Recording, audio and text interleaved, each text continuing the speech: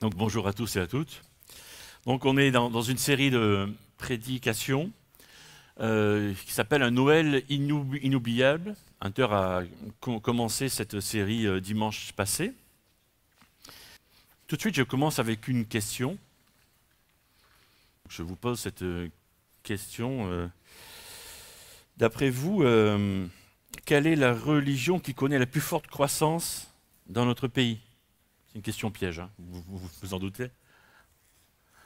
Alors, islam, d'autres? Allez, n'ayez pas peur. Les protestants, c'est bien. On veut un âme de foi. Un chrétien, t'as dit toi. Après? Les évangéliques. Ah, ça se précise. C'est une question piège, hein, je vous avais dit. Alors, Louise. Ah, voilà, on y est. Exactement. Exactement. Voilà, c'est bien. Un bon point pour mon ami. L'argent. Il y a à peu près une dizaine de jours, je crois que c'est ça, parce que le temps passe tellement vite que j'ai accompagné Eugénie à l'ambassade des États-Unis. Je ne sais pas si vous savez où elle se trouve, à Paris. C'est presque à la place de la Concorde, c'est oui, pratiquement, donc au pied des Champs-Élysées. Et pendant qu'elle faisait ses démarches, donc j'ai été faire un tour sur ce fameux marché de Noël, sur les Champs-Élysées. Je ne sais pas si certains d'entre vous ont été. Un bon conseil, n'y allez pas. Voilà, allez ailleurs, mais pas là. Parce que j'ai commencé, donc j'étais posé Eugénie à 11h15, voilà, il était 11h15 du matin. Il y avait quelques touristes, etc. Donc sur les Champs-Élysées de chaque côté. Et il y a trouver de tout, une patinoire, bon, c'est sympa. Après une boîte de nuit, et déjà à 11h15 du matin, il y a les racoleurs qui vous font rentrer dans la boîte de nuit. Ils ont essayé avec moi, ça n'a pas marché. Et puis des bars, des choses comme ça. Et puis des boutiques quand même, dans des cabanes en bois, comme on fait dans les marchés de Noël en ce moment. Et dans ces boutiques, il n'y a pas beaucoup d'artisanat local. Enfin à Paris, artisanat local, oui, bon, pourquoi pas, mais bref. Vous voyez ce que je veux dire, il y a beaucoup de produits made in, je ne sais pas trop, voilà, ailleurs. Voilà. Et du coup, je ne suis pas resté très très longtemps.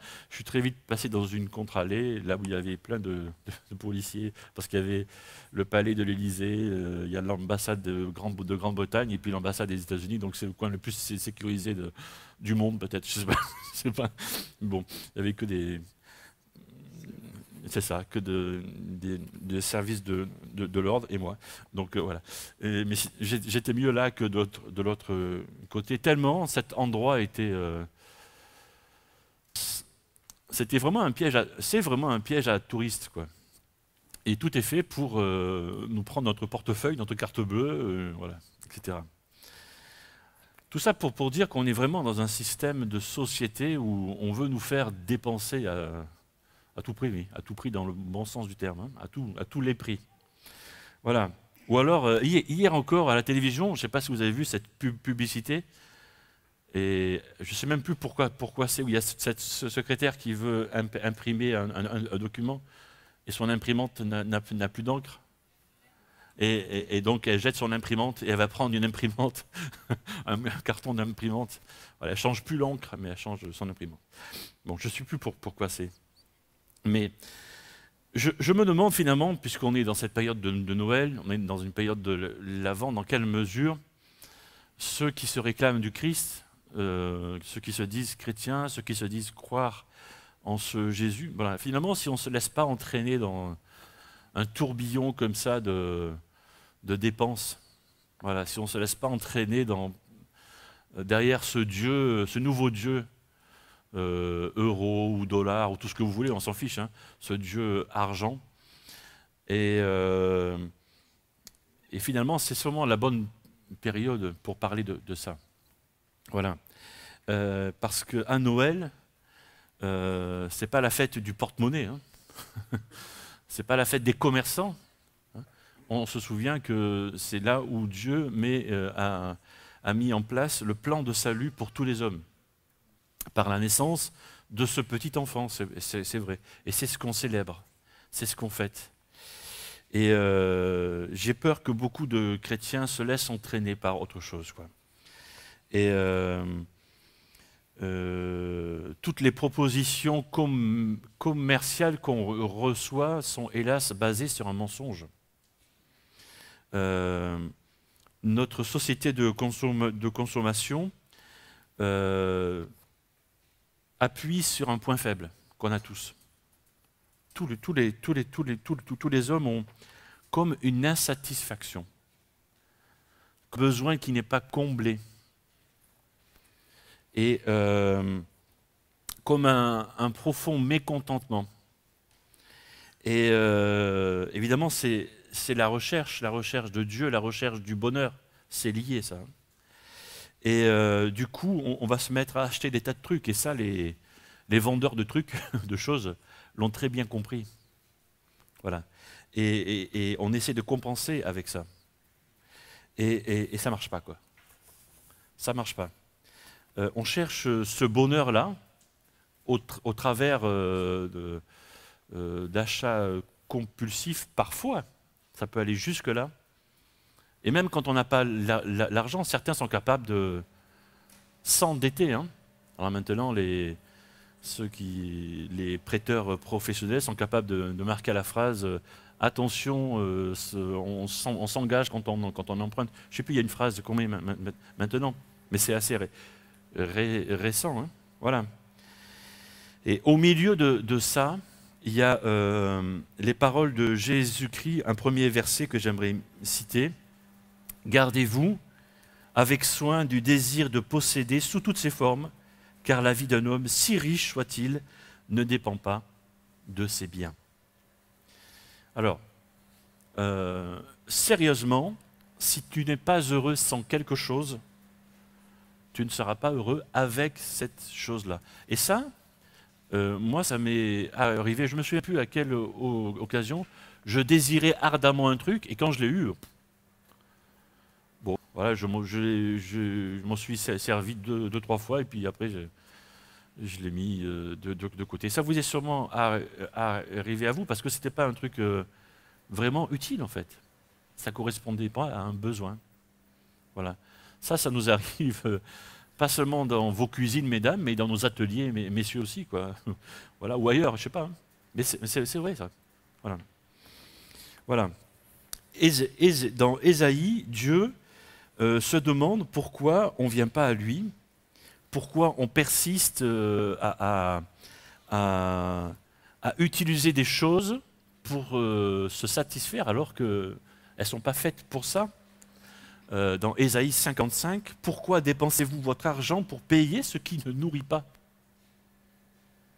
Travaillez-vous pour une nourriture qui ne rassasie pas? Écoutez, oui, écoutez-moi, c'est Dieu qui parle. Hein. Alors vous mangerez ce qui est bon, vous vous délecterez d'aliments savoureux. Ça nous rend à l'essentiel, à écouter Dieu en fait. Et Dieu va pourvoir à ce dont on a besoin. Vraiment. Voilà, alors au milieu de toutes ces incitations que nous recevons à dépenser plus, à acheter plus, on a besoin d'avoir, je crois, un regard peut-être neuf ou renouvelé sur Noël, sur cette fête de Noël qui finalement est simple. Peut-être trop simple. Peut-être que c'est devenu trop simple. Et c'est dommage. On se croit trop fort, trop grand, trop intelligent, mais non. C'est simple. C'est simple et en même temps, c'est pour un Dieu, excusez-moi de m'exprimer ainsi, qui se dit tout puissant, c'est trop simple, quoi, un bébé. Tout fragile, qui aurait pu mourir, là. De naître dans des circonstances si misérables, comme dit le chant. Voilà. Et c'est simple, et c'est extravagant en même temps. Mais quand on connaît Dieu, c'est tellement lui. À Noël, l'histoire de Noël, c'est ça. Un Dieu qui nous étonne encore. Parce que le vrai sens de de Noël a toujours été autour de ce Jésus. Et la simplicité est là, hein. Elle mit au monde, Marie bien sûr, un fils. Elle lui mit des langes, le coucha dans une mangeoire, parce qu'il n'y avait pas de place pour eux dans la pièce réservée aux hôtes. Et on a ce sauveur qui vient sauver tous les hommes, qui a cette prétention de sauver tous les hommes, toutes les femmes, les vieux comme les enfants, comme les jeunes, qui naît dans la misère, quoi.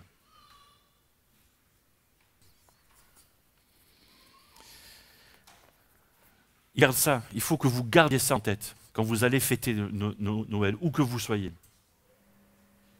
Noël, c'est Jésus qui vient au monde, c'est le sauveur du monde. Comment vous allez faire? Il y a 5 familles, on ouvre la Bible, on lit le récit. Si vous êtes dans un endroit où vous êtes avec des enfants, peut-être que raconter une histoire de Noël. Voilà. Si vous avez plus de 50 ans, vous passerez pour le papy, c'est pas grave, c'est bien. Ou la mamie. Tant mieux. C'est bien. Mais trouvez votre truc. Chantez une chanson si vous êtes un chanteur. Hein, Jean-Paul? Voilà. Sur Noël, c'est bien. Voilà. Faites un truc qui rappelle ce que Dieu a fait à Noël. Ok, c'est bien. À Noël aussi, il y a cette histoire de cadeau. Alors c'est bien un cadeau. C'est pas vrai? Vous êtes d'accord? On est d'accord. Vous aimez recevoir des cadeaux. Et vous aimez sûrement en faire. C'est gratifiant d'offrir quelque chose à quelqu'un. Bon, il faut que quelqu'un soit heureux. Parce que s'il n'est pas contente, ça ne va pas. Peut-être qu'elle va faire semblant pour me faire plaisir. Voilà. Mais voilà. Mais c'est bien de faire des cadeaux. Et je n'ai pas été contrôlé, mais peut-être que ces cadeaux, c'est basé sur les cadeaux que les mages ont fait à l'enfant Jésus. Et si c'est ça l'origine, c'est une bonne chose. De se souvenir de ça. Mais par rapport à cette histoire de cadeaux, l'apôtre Paul peut nous aider. Alors peut-être que vous avez déjà acheté vos cadeaux. Alors, ça sera pour l'année prochaine. D'accord? Mais l'apôtre Paul nous donne 3 conseils pour acheter correctement ses cadeaux. Et on lit ça dans l'épître de Paul aux Philippiens, quand il écrit à l'église qu'il y avait à Philippe, au chapitre 4. Il dit ça: « J'ai éprouvé une grande joie dans ma vie avec le Seigneur. Vous avez enfin pu manifester de nouveau votre intérêt pour moi. Cet intérêt, vous l'aviez déjà, certes, mais vous n'aviez pas l'occasion de me le montrer. Et je ne parle pas ainsi parce que je suis dans le besoin. J'ai en effet appris à me contenter toujours de ce que j'ai. Je sais vivre dans la pauvreté aussi bien que dans l'abondance. J'ai appris à être satisfait partout et en toutes circonstances, que j'ai de quoi me nourrir ou que j'ai faim, que je sois dans l'abondance ou dans le besoin. Je peux faire face à toutes les difficultés grâce au Christ qui m'en donne la force. Cependant, vous avez bien fait de prendre votre part de mes détresses. Vous le savez bien vous-même, Philippiens, quand j'ai quitté la Macédoine, à l'époque où commençait la diffusion de la bonne nouvelle, vous avez été la seule église à m'aider. Vous seul avez participé à mes profits et pertes. Déjà, quand j'étais à Thessalonique, vous m'avez envoyé plus d'une fois ce dont j'avais besoin. Ce n'est pas que je cherche à recevoir des dons, mais je désire qu'un bénéfice soit ajouté à votre compte. Je certifie donc que j'ai reçu tout ce que vous m'avez envoyé. C'est plus que suffisant. Maintenant qu'Épaphrodite m'a envoyé vos dons, je dispose de tout le nécessaire. Ces dons sont comme une offrande d'agréable odeur, un sacrifice que Dieu accepte et qui lui plaît. Mon Dieu pourvoira à tous vos besoins selon sa magnifique richesse par Jésus-Christ. On va tirer 3 conseils, c'est des conseils assez courts, assez simples, presque logiques, et que vous connaissez sûrement, mais si vous les connaissez, tant mieux, ce sera un rappel. Et d'après ce qu'on vient de lire, le premier conseil, c'est offrir un cadeau qui corresponde à un besoin. l'apôtre Paul dit « Quand j'étais à Thessalonique, vous m'avez envoyé plus d'une fois ce dont j'avais besoin ». Et on peut sentir dans les paroles de cet homme-là qui écrit plein de gratitude, de remerciements, quoi. Il est en train de dire merci à ces gens qui lui ont envoyé plus d'une fois ce dont il avait besoin, parce qu'il était en prison, et donc il dépendait du bon vouloir de ses amis, quoi. Voilà. Et les dons qu'il recevait étaient vraiment une bonne chose pour lui. Il avait vraiment besoin de ça. Et c'était fait sur mesure pour la situation qu'il était en train de vivre. Peut-être que vous avez déjà vécu ça, quand vous offrez à quelqu'un quelque chose qu'il a besoin. Ça fait autant de bien à la personne qui le reçoit qu'à vous qui êtes en train de l'offrir. Parce que vous savrez que ça comble un trou, en fait. Et cette personne ne va pas laisser ce truc-là ou cette chose-là sur une étagère, quoi. Ça va être utile. Voilà. Et ça, c'est le premier conseil. Le deuxième conseil, c'est offrir un cadeau dont on se souviendra. Et ça, c'est plus dur. Je suis sûr que si on faisait le tour de vous qui êtes assis là en face de moi, et si je vous demandais qu'est-ce que vous avez reçu, quels sont les 2 ou 3 cadeaux que vous avez reçus l'année passée, voilà. Hein, vous êtes en train de réfléchir là. Hein. Aïe, aïe, aïe. C'est dur, hein. Voilà. Donc offrir ce dont on se souviendra. Simple, hein. Moi, je préfère offrir quelque chose à ceux que j'aime et qui se souviennent, au moins pendant un an. Après ça, l'apôtre Paul, lui, c'est ce qu'il est en train de dire à cette église. Et bien sûr, il a été dans une situation assez particulière. Et il est en train de remercier ses amis. Et sinon, des cadeaux dont on se souvient. Alors il faut se creuser la tête. Hein. C'est un peu plus un post-it truc ou 6 trucs ou 10 ou de cadeaux à faire, je sais pas. Un peu plus tôt qu'un jour, un mois ou 6 semaines ou à l'avance. Voilà.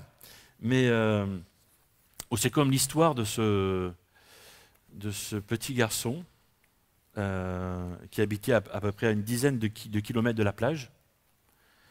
Et il aimait bien un de ses maîtres d'école, quoi. Et c'était Noël. Et donc, juste avant les boîtes, vous voyez que c'était lui qui ouvre ça, et puis il ouvre, et puis il y avait un coquillage à pied jusqu'à la plage, chercher le coquillage, l'avait emballé, tout ça. À la plage, et 10 km à le retour, et le tour fait partie du cadeau. Mais c'est une histoire vraie, hein. Mais sûrement que longtemps de ce couple. Voilà. Parce que les cadeaux dont on se souvient, c'est pas qu'ils ont une grande valeur, mais c'est ceux qui vivent le cœur, en fait. Hein. C'est ça le truc. C'est qu'on a. J'allais dire qu'on n'a pas offert avec son porte-monnaie, mais qu'on a offert avec son cœur. Peut-être que ça a coûté un peu, mais c'est pas ça qui compte. Ce qui compte, c'est qu'on a réfléchi à la personne, voilà, et qu'est-ce que je peux lui offrir parce que je veux lui montrer que je l'aime. C'est ça. Un troisième et dernier conseil, c'est offrir un cadeau qui a du sens. Et le verset 18 nous dit que « Maintenant qu'Épaphrodite m'a apporté vos dons, je dispose de tout le nécessaire. Ces dons sont comme une offrande d'agréable odeur, un sacrifice que Dieu accepte et qui lui plaît. » L'apôtre Paul, ici, savait que les dons qu'il a reçus avaient été faits avec amour et sans obligation, et que peut-être que certains se sont privés pour lui donner de l'argent ou autre chose. il y a un esprit de sacrifice aussi. Et ce type de cadeau dans un esprit de sacrifice montre qu'on est vraiment investi, montre finalement c'est comme si on s'offrait soi-même. Et c'est comme si on se plaçait en seconde place pour mettre l'autre en premier. Et ça n'a rien à voir en fait. Vous vous rendez compte que ça n'a rien à voir avec l'esprit de Noël actuel, tel qu'on nous le vend à la télé, sur Internet, partout quoi. Ça n'a aucun rapport. Voilà. Aujourd'hui, on veut nous vendre des choses et on a l'impression que plus ça coûte cher et plus ça a de la valeur sentimentale. Mais c'est totalement faux en fait. Totalement faux. Cherchez à offrir des cadeaux qui ont du sens, où votre cœur se trouve dedans en fait. C'est ça qui compte. On a se creuser un peu. Offrez des cadeaux où, quand l'autre l'ouvre, se rend compte que vous avez pensé à lui, vous avez réfléchi sur sa situation, ça veut dire qu'il compte pour vous, pour toi. Le truc coûte 2 ou 3 euros, il s'en fiche en fait. Mais il va se rendre compte que, ah ben oui, ah oui quand même, ah ouais. Et ça aura plus de valeur que si le truc coûte 100 euros. Tout comme le gars, le monsieur, qui est marié avec une famille, ça c'est pour messieurs, et qui offre à sa femme, parce qu'il a bien écouté le pasteur prêcher dimanche, donc il va au centre auto, lundi, et il achète une boule de remorquage, un crochet d'attelage pour sa voiture.